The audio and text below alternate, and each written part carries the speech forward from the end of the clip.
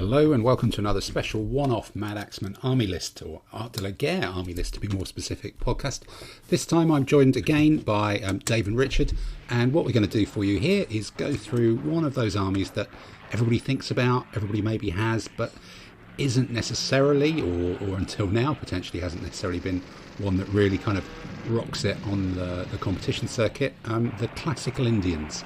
We're looking at a couple of lists here for the Classical Indians, talk about some tactics to use them with to try and make them into a slightly more interesting army than the slightly it runs on rails standard way of using it.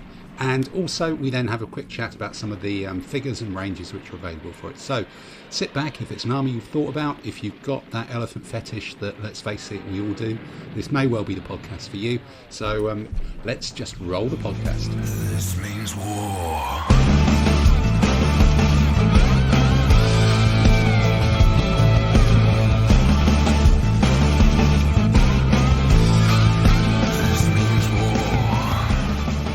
Okay, then, well, look, welcome to another Madaxeman podcast on a specific Untitled Chapter army, an army list. This week I'm joined by Dave and Richard. I say this week, I suspect I'll probably release this with some other ones, so to you it might be today and yesterday. I'm again joined by Richard and Dave. So this week we're going to have a look, or this episode we're going to have a look at the Classical Indians, which is one of those armies that, personally, actually, it was my very first War Games army in what would have been 5th or 6th edition, was Classical Indian, or Indian, as it was in the days of WRG when there wasn't any other history.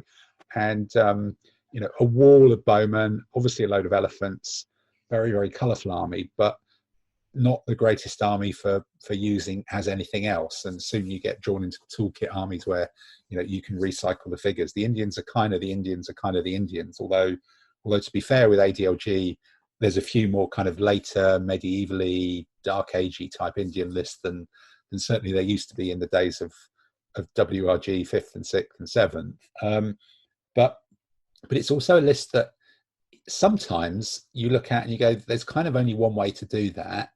Or certainly I do, and look at it and think, is there a way of pulling this list together that makes it interesting to play? Because I've played quite a few opponents with it, and it sort of sometimes can feel like a list that can work on autopilot, or there's an autopilot way to do it. So I think this week with Richard and Dave, we're going to try and look at seeing if there's ways of making this a list that is interesting and needs to be played, rather than necessarily a list which could be a program scenario that just kind of inches forward. So I think on that basis, there's a lot of history covered in about 5 or 6 lines of description, with India having many emperors during the classical period, the Mauryas, and then the Guptas as well. But it was a subcontinent of competing empires and huge amounts of conflict that there seems to be a lot written about if you know the right sort of sources. But in terms of the backstory and the history of it, I don't know, Richard, have you is this one that you've researched or got a view on a bit more of the history around? It's not one it's one of the ones I know least about. But I mean, I think what is interesting, as you were saying, is that many times in the history, it's a real patchwork of states. And in fact, some of them are republics rather than kingdoms. And often it's the republican states that made more use of chariots than the monarchical states, which tended to use elephants more. So that's a twist you can put in there. And with so many states, quite a lot of internal allies were used, and it was a world. Although it was aware of the wider world, warfare was largely confined within its borders until the advent of Alexander, and he has a huge impact on Indian psyche by coming in and being the first successful invader for hundreds of years, and that sort of resonates on through sort of military practice for quite a while. Hence the rise of artillery. You have the Indo-Bactrians and all kinds of other lists that you can see in the book that kind of touch upon India thereafter. Yeah, a lot of those later lists tend to move the centre of gravity of where the empire is away from I guess the heart of India as we see it on the map now, and up into kind of the northwest and the borders of what's now Pakistan and Iran. There just seems to be India sometimes included in a very, very different geography than the one that's known now from some of those later lists. Well, you quite often get, because of climate, you quite often get a more horse-oriented culture in the north and a more infantry and elephant-oriented culture in the south. And you see that in some of the lists around the Muslim Indians and the Hindus and the rise of the Tamils and all of those different factors that play in there. And right up in the north, in the early, where you've got the previous list, the Vedic Indians, which is where you have Indo-European peoples who come in on chariots at the same time as, from memory, you get the Hyksos coming into Egypt. You get another branch of that movement of people off the steppe, ending up coming down and settling in North India and establishing what are today recognized as some of the higher castes, because they're often a priestly and warrior elite. And that leads to some of the basis of the, as I understand it, of the class system back in almost prehistory times. Okay, intriguing stuff. I think definitely the Vedics are the early Marianu horse chariotry comes from the Caucasus into India at the same time as it comes into the Middle East, and that changes Indian society. But I think in this period, as Richard says, this is a period of small states fighting interminable wars against each other until the advent of Alexander, and Alexander changes the whole dynamic. So that, I think one of the interesting things is we often talk about Death Stars, and I think this is the ultimate Death Star army. Yeah, and very much. It's a training. I think we sit here every time we do a podcast and talk about Death Stars, and some people might be listening and thinking, "What the hell is a Death Star?" and scratching their heads. This means war.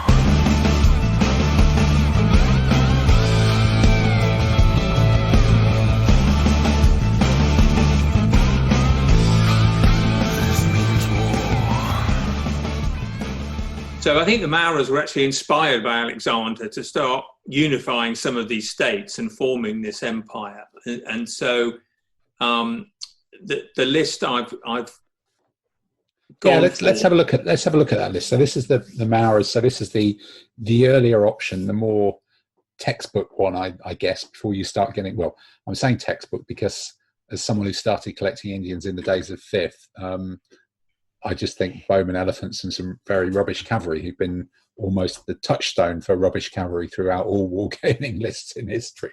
But this one you've got, so this is a big old list, 26 here. You've got ordinary generals. They're all included. My Lord, that's unusual. So Richard, talk us through this list. Your first command here with, you've got an 8, a 9, and a 9. So it's all big stuff. How does this fit together as your Maurya army? So it's a funny one because it's partly the autopilot list you talked about. By including the generals and making them ordinary, you are forcing yourself as a player to be very disciplined, because you don't have the command points to recover. You've basically got to think through your plan at the beginning and almost execute it come what may, and hope that you've got a good enough plan. So the basic essence is 2 flanking commands, which have a war elephant and some mixed bow sword. In the case of the first command, 1 elephant. In the case of the second command, 2. That then has some bowmen, which initially can move with it. But if you need to get into combat, you can commit the elephant with the mixed unit, certainly against foot troops. You can choose to initiate combat, whereas if you're facing mounted, you can choose to shoot. Well, I think if you're facing mounted, you have to choose to shoot your mixed That's unit. what I mean. So wouldn't want to, but can't as well. Initiate combat. Yeah.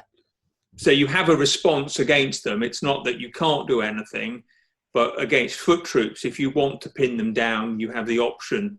Whereas if you only had bowmen, you wouldn't really be able to commit anything voluntarily to combat. You'd have to wait for the enemy to charge you.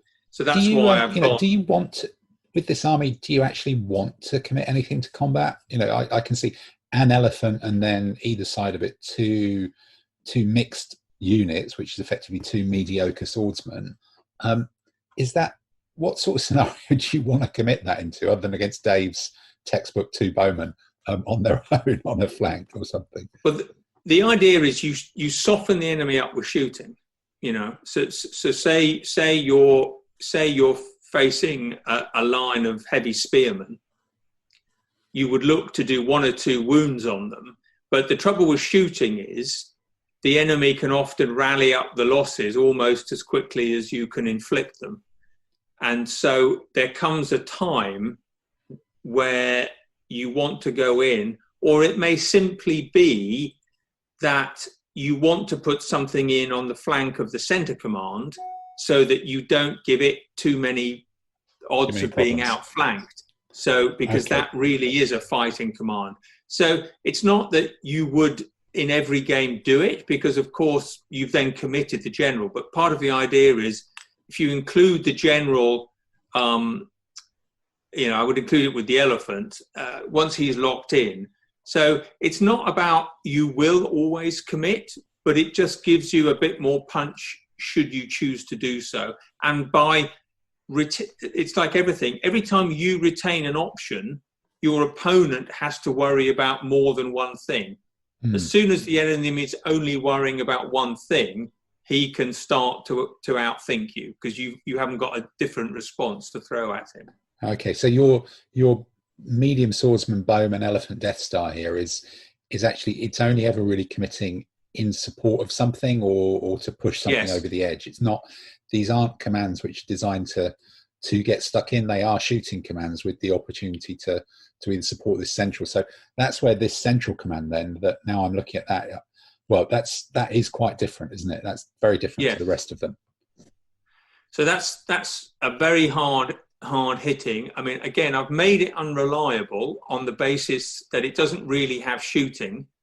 So I'm not going to lose out by it being unreliable. Most people are going to not want to make it reliable, but by putting it in the middle, I make it hard for them to get at the 2 flank commands without activating that. And I just save 3 points, which I can use on something else accordingly. Yeah. Okay. So that's got 2 elite elephants. You've gone, well, they are all elite. The 2 guardsmen, which are elite 2-handed weapon, there's no arguing with those, and 2 medium swordsmen as well. You've taken some of the one medium swordsman. 1 medium swordsman on there. So it's a 5-wide double Death Star then. Yeah. But with a very strong light infantry screen, so that, most opponents, if you keep that close, most opponents aren't going to be able to drive it off with their own light infantry. They'd have to commit something else, and strong enough that, it can fall back through the line when the time comes and provide some level of second line. It's strong enough to deal with if the enemy throws 5 chariots at you or something like that. You've got enough light infantry to protect the main force behind. Okay. And then your final command is effectively a mirror image of the first one. Exactly. The only difference is it's got the extra elephant fundamentally. Yeah. Okay.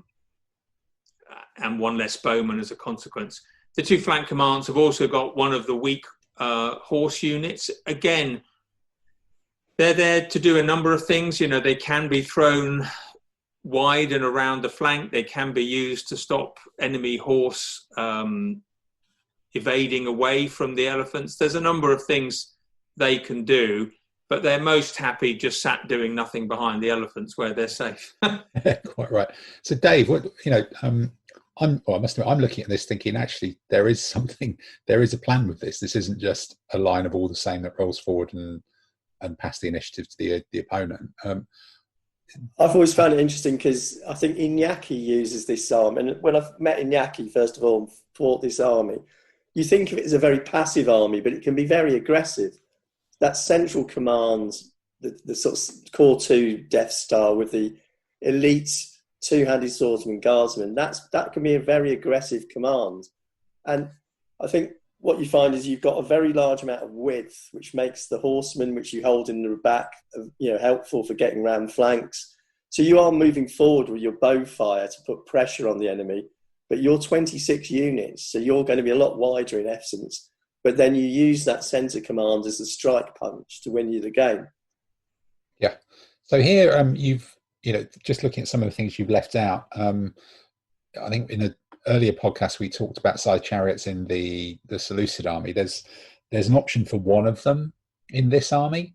I think there's also an option for stampeding herd, isn't it? For stampeding herd. There's also an option for 2 light cavalry javelin, which gives you an initiative point. But here you've got an initiative of 0 anyway. So I imagine that's almost part of the plan. Are you aiming to lose the initiative here and pick forest or something, or? No, I just expect to lose the initiative, and I don't really care. Yeah, you're doing the same sort of thing anyway, really. Yes. Pretty much, yeah. And if my opponent comes forward, I've got enough shooting that he won't stay forward for very long, or if he does, I'll roll up and hit him. So, but I'm just looking at the list now. I think probably I have 1 light infantry too many, so I probably would switch one of those for a scythe chariot. Yeah, although maybe there's an argument for an extra light infantry in that first command and take. Well, no, one I out. think I may be 1 over the legal limit. Oh right. Oh, you might have too many anyway. Oh, I see what you mean. Yes, you've got 7. So I see what. Yes, so it's a slightly dodgy list then. Yeah, you're only allowed 6 of them. So yeah, that might be the side chariot or the levy or something like that to drop them in. I think it's all those elite war elephants which are going to win you the game, and they're a great toy. As Richard says, you soften up with the bow fire, you take the bow fire on, and then the elephants go in and wallop the enemy and give you the victory. Yeah. Okay. Well, look, let's move on and look at the Gupta list. This means war.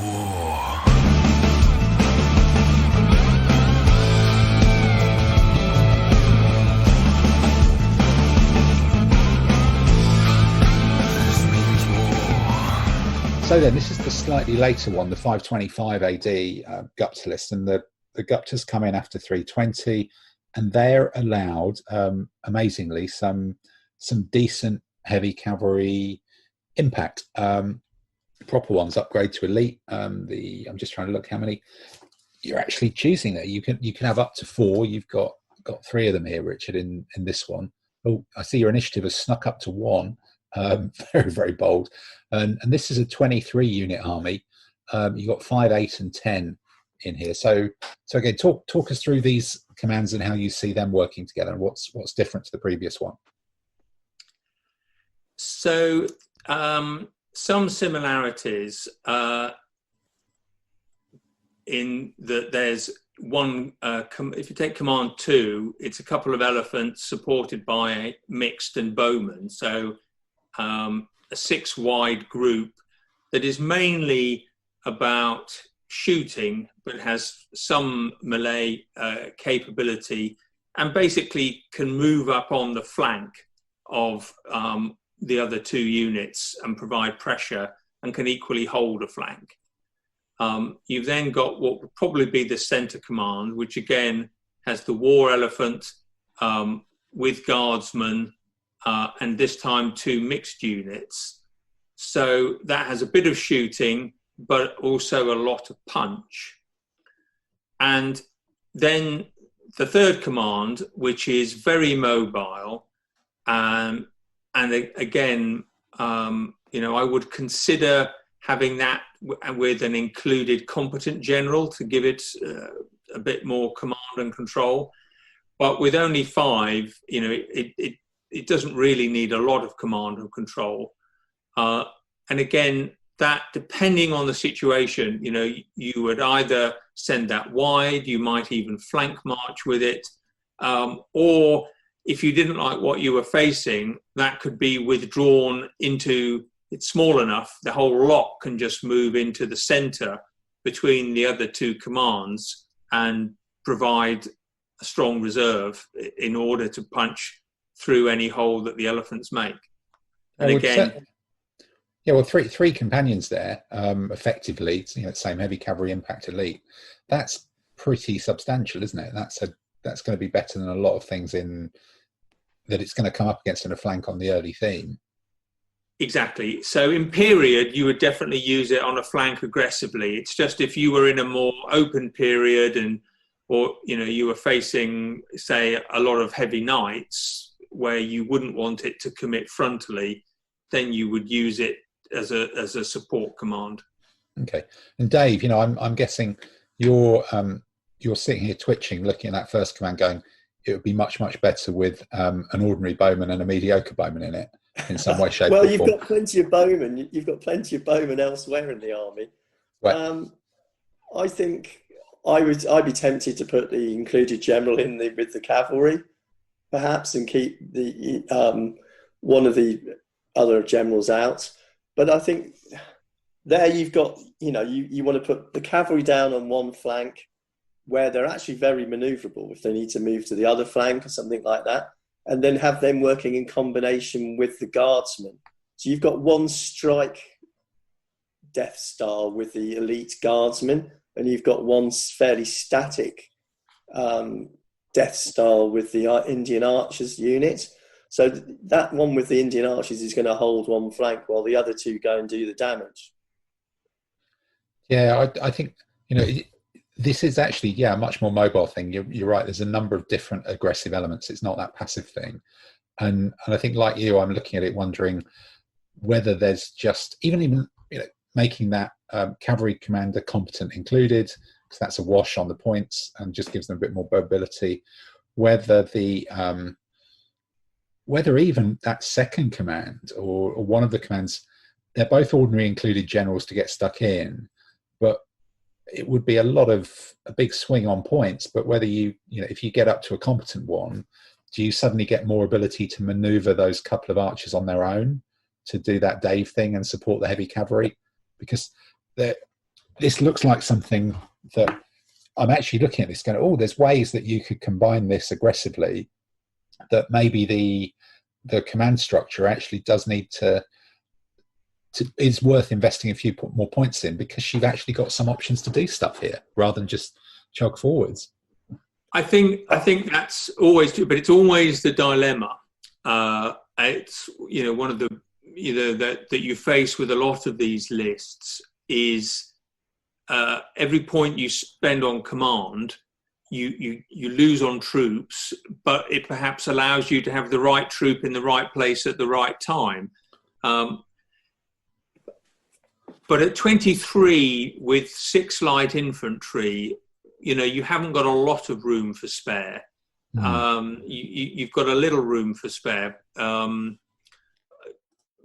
But certainly, you can always lose one combat unit and play with the command.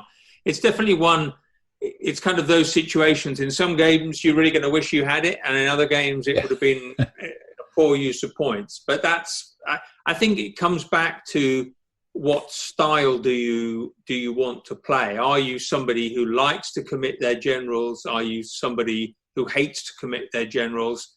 There isn't a right or wrong thing. There's just knowing yourself and what are you going to feel comfortable with.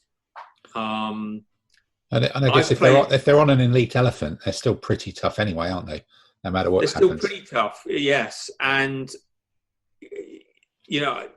I didn't used to include my generals very much, but I think in this kind of army, they don't have a lot of punch. Most of the punch is the elephants. And so what you don't want is the elephant to get bogged down in a long, drawn-out battle. And including a general just means you're more likely to knock out the enemy unit at contact. Yep. And I think that's worth and it's a hard unit it's a hard army to turn to the flanks anyway. So my view is you try and go for breadth and avoid having to turn, and you try and apply a lot of frontal pressure so that your opponent doesn't have much time to think about getting around you. He's too busy dealing with the mass coming at him. Okay. And with both of these lists then, you've avoided, and Dave, I'm interested in your thought on this one. This is a list that's allowed up to 4 elite heavy chariot impetuous, which is an awful lot more punch as well, but is an awful lot of points and gives you a different thing. And the times I've played the chariots, they feel scary, but people struggle to support them. But I don't know, is it something that you've both looked at and thought they're lovely, but there isn't a way of doing it? Or is there a way of doing it with chariots? I think when you see people with the 4 chariots, they tend to put them down the middle, thinking, oh, they're impetuous. And they seem to be left behind because people don't dare bring them forward, so they cannot work. I played Iñaki in Spain, and he used the 4 heavy chariots. And of course, my companions, who shouldn't have beaten him by any chance, killed all 4 of his chariots, even though I was a level down, and killed 2 of his generals, which was fun and games. So you're saying avoid the chariots because they get bad dice then? Is that your strategy? Yeah, exactly. That's your analysis. One way of putting it. That's definitely a way of putting it. I think the chariots combined with some of the other horsemen can be quite useful as well. The chariots make it a very, very heavy banging, I think, is the way I just put it, force, with the elephants on either side coming forward. But I don't think they tend to work as well. And I think for me, it would very much depend on the theme. There are some themes where I would be very interested to look at the chariots, like a pre-300 BC or whatever. As you get into later things, if they're like, at the end of the day, to take chariots, you're normally giving up on elephants. And it's a trade-off, isn't it? Yeah. It's a trade-off. And except with the chariots, they don't work with anything else you've got. So you have to have 3 or 4 of them to have a wide enough block. The nice thing about the elephants is they move with the foot. And so I think that combination of foot and elephant is more versatile in more situations than the chariots. So if I was going to go for chariots, I might not start with the Indians as my choice of list. It's one of those ones. Interestingly, I think actually the light chariot bow can also be an interesting choice, because they give you, if you go for a small group of them in a command, they're not at all what people usually expect of the Indians. And they do give you quite a bit of mobile shooting. Again, they make an excellent flank march, or even as a small command, an on-table flank march. So something worth considering. Worth having a look at. Intriguing. I think there's another combination of chucking in the war wagons as well, isn't there? Because the war wagons can be something which people don't expect in this army. Yeah, with war wagon bow mediocre, isn't it? I'm not sure. They're always a fun toy to deploy. Yeah, that would protect your flank for some fairly. Actually, they're 8 points each, but a couple of those would give you a bit of a secure flank for quite a while. Certainly. Exactly, 2 of them with what if it affects? So you essentially with the Indian army, you've got 1 static bow firing elephant command, one strike elephant command and another elephant bow command. And if you put the war wagons in, that can hold that flank which you're worried about, where you've just got the bow fire elephant. And that frees up all your elephants to go forward and charge in themselves. You're spending 16 points on them. They're your strike force. They're the most, I think, well, apart from, I think they are the most expensive troop type in the entire game. And that's why you include the generals. You're not going to dither about whether to use your elephants. They're going in, just doing it, and fighting. And if they die, they die and you lose the game. But if they win, they stomp straight through. So I suppose you're almost trading off a couple of, well, literally point for point, you're trading off a couple of war wagons to delay or give you a bit more cover on a flank, when almost in reality, it's highly likely that someone's going to push around your flank and threaten you, and you might end up having to peel off an elephant to deal with that anyway. So if you spend the 16 points on 2 wagons, you've kind of already committed to doing that, or defending. I think there comes a point in any game with elephants where you hold the line steady as you go forward, keeping your Death Stars tight. But there comes a point in the game when your light infantry have all been killed by bow fire. I mean, if you're fighting a shooty cavalry army, their objective is to kill your light foot in front of your elephants, to get at your elephants and start shooting your elephants at a factor of 0. So there comes a point where the elephants go for it, and your objective is to get enemy cavalry on the back foot, running away from you, and keep them going in that way and exploit that as much as you can. And I think this list with the 3 horsemen, if they hold one flank as the elephants go forward, pushing things before them, then their speed and maneuverability is going to finish off the other opponent's army. Okay, interesting. Well, look, I think I'm toying with the idea of actually upgrading my Indian ally command to a proper army now. Now that I've seen there's ways of actually playing with it constructively, or more constructively than perhaps I've seen sometimes.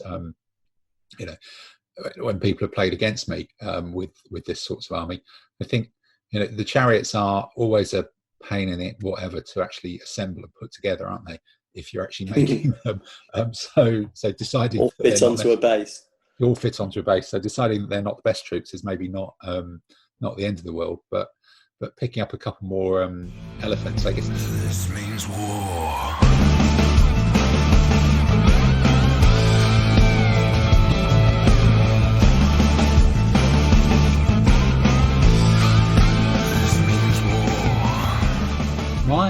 My elephants are some of the very few tin soldier. Tin soldier are wonderful troops, but very difficult to mix with anything else. But their Indians or certainly their India elephants, look really quite pokey, quite dangerous. But I think they're all a bit monopose, which is a shame. So I end up with, I think, elephants from Tin Soldier, and then I've got some of the old pre-Z range museum bowmen and swordsmen and stuff like that. And then I think I've been thinking about painting up some proper cavalry for that one allied contingent of medium cavalry that is mandatory for quite some time, and never really got round to it. But I guess it's, is it difficult to look past the new museum Z range, or is this a one where there's other people as well? Zeiston, I think, have got some decent troops in this. My Macedonians are all Zeiston, so I started with that army, and then I found, with the Alexandrian and Macedonian army, you've got the option of having an Indian ally, which gives you you've got 2 elite elephants, and you've got 2 elephants in the Alexandrian army. So your Alexandrian army turns into an elephant army. And once you've done that the Indian ally for the Alexandrian army, you sit there and go, right, I'll turn it into an entire Indian army. Yeah. And that just appears in front of you. The Zeiston elephants are beautiful, really beautiful. And I think once you've done that, then that develops into the other armies like Ghaznavid, Hindu Indian, and you start to discover your Indian mojo.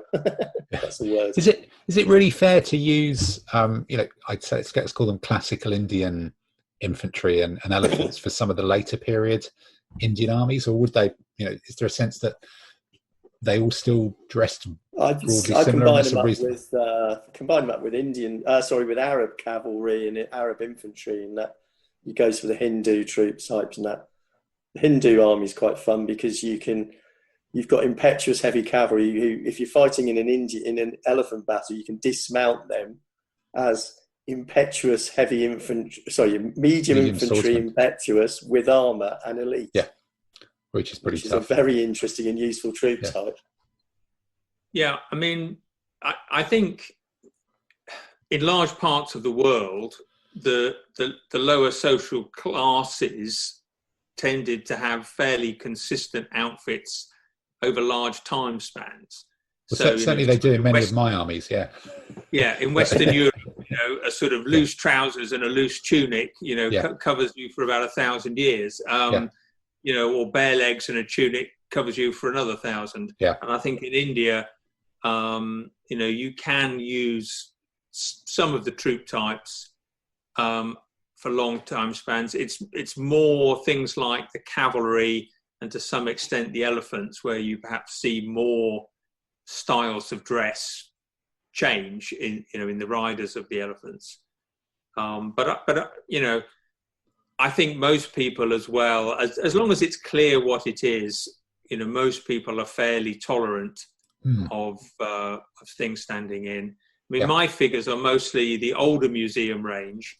I particularly like their Gupta cavalry, mixed with some minifigs and some Essex. But I've just bought some of the new museum ones because I quite like those too. Some of particularly the command figures and the command elephants to just freshen up the army and provide a bit more variety.